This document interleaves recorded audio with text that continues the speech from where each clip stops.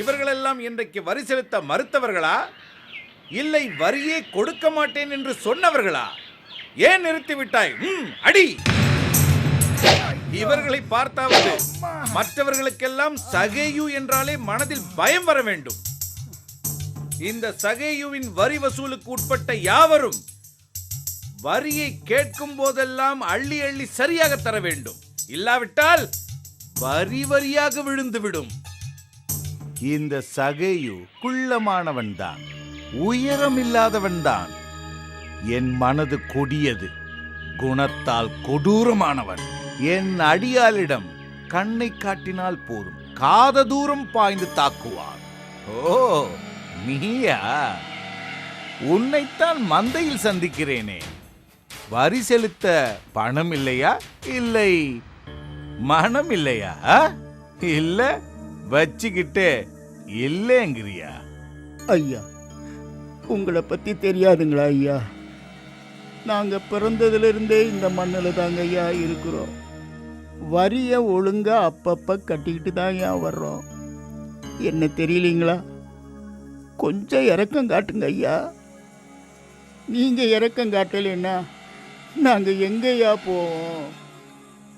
ஐயா, எங்களை அடிக்கிறீங்க, அணைக்கவும் செய்வீங்கிற நம்பிக்கையில தானே இன்னமும் இருந்துகிட்டு இருக்கோம் ஐயா.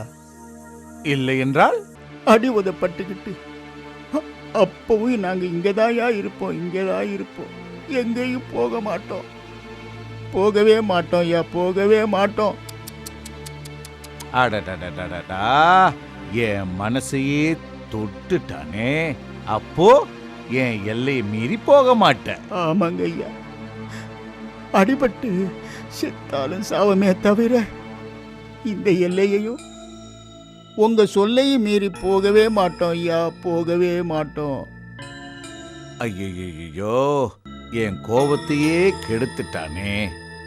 இவனை இப்படியே விட்டா என்ன ரொம்ப ரொம்ப கெடுத்துருவானே. இவனை என்ன பண்றது? இவனை எப்படியாவது அனுப்பியே ஆகணுமே. சரி, வரி பணத்தை எப்ப தருவேன்? சொன்னபடி நடக்காட்டி என்ன நடக்கும்னு தெரியுமா? தெரியும் ஐயா, தெரியும். அதைத்தான் இப்ப அனுபவிச்சுக்கிட்டு இருக்கோமே. அது நினைவில் இருக்கட்டும் என்பதற்காகத்தான் இந்த அடையாளங்கள்.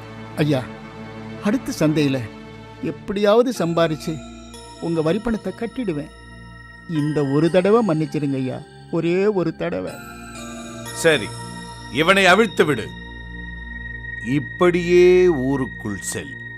உன்னை பார்த்தாவது மற்றவர்கள் எல்லாம் அவர்களாகவே வந்து வரியை செலுத்த வேண்டும். சந்தை முடிந்ததும் நீயாகவே கொண்டு வந்து வரியை செலுத்த வேண்டும். இல்லாவிட்டால் என் ஆட்கள் உன்னை கொண்டு வர மாட்டார்கள், உன் உயிரைத்தான் கொண்டு வருவார்கள். சரி, பிழைத்து போ. என் மனம் மாறுவதற்குள் போய்விடு. எஜமானே, இப்போ உங்க பலம் அவனுக்கு தெரிஞ்சிருக்கும்ல? பின்ன தெரியாமலா? அடுத்த சந்தை முடிந்ததும் அவனாவே கொண்டு வந்து வரி பணத்தை செலுத்திடுவான் பாரு. இவனை என்ன பண்றது? நான் பஞ்சம் பழைக்க வந்தவங்க, தெரியாம இந்த பாதையில வந்துட்டீங்க. ஏண்டா எங்க ஊரு பாதையில வந்த? பயண வரி வாங்குவோன்னு தெரியுமில்ல? ஏதாவது காட்டுக்குள்ள ஒளிஞ்சு மறைஞ்சு போக வேண்டியதானே? ஏண்டா ஏன் ராஜபாட்டையில வந்த? காட்டு பக்கம் போனா மிருகமெல்லாம் வருமே. ஏண்டா எங்களை மிருகம்னு சொல்லாம சொல்றியா? மிருகங்களுக்கு பயந்துதானே இந்த பாதை வழியா போறீங்க. அதுக்கு தாண்டா இந்த பயண வரி. எஜமானே, அவன் வெளியூர்காரனா, பணமே இல்லைங்கிறான். என்ன? ஏதும் இல்லையா?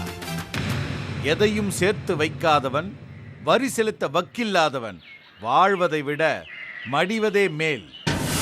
பாவம், இவன் அந்நியன். என்ன செய்யலாம்? என்ன செய்யலாம்? டேய் மடையா, ஏதாவது தோணுகிறதா? நம்ம கண்டிப்புக்காக ஒரு அடையாளம் காட்டிடுவோம். சரியான யோசனை.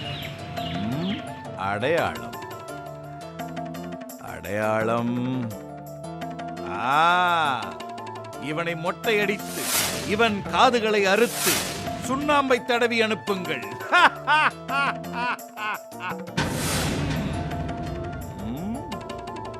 ஓ, இவள் ஒருத்தி இருக்கிறாளா? இவளுக்குத்தான் சொந்தமாக பருத்திக்காடு இருக்கிறது. சொத்துள்ள இவளுமா வரி செலுத்தவில்லை? மகா கொடுமை, மகா கொடுமை. இவளை கொண்டு வந்ததற்கு பதிலாக இவள் பருத்திக்காட்டை கொண்டு வந்திருக்க வேண்டியதுதானே.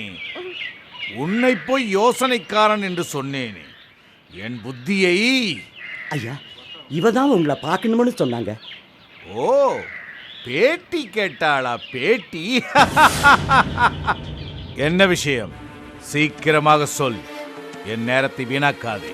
ஐயா, என் பருத்தி காட்டை பக்கத்து தோட்டத்துக்காருக்கு ஒத்தி வச்சிருக்கேனுங்க. அவங்க பணம் கொண்டு தரத்துக்குள்ள இவங்களுக்கு பொறுக்கலைங்க, இழுத்துட்டு வந்துட்டாங்க. அதான் ஐயா கிட்டே தவணை கேட்டு போலான்னு வந்தேனுங்க. சரியான பெண். என் வரி வசூலுக்குட்பட்டவர்கள் உன்னை போல்தான் இருக்க வேண்டும். இதுதான் சகேயுவின் ஆசை. சரி, நாளை காலை என் ஆட்கள் வருவார்கள். அவர்களிடம் தவறாமல் கொடுத்தனுப்பு. ஏய், அவிழ்த்து விடு.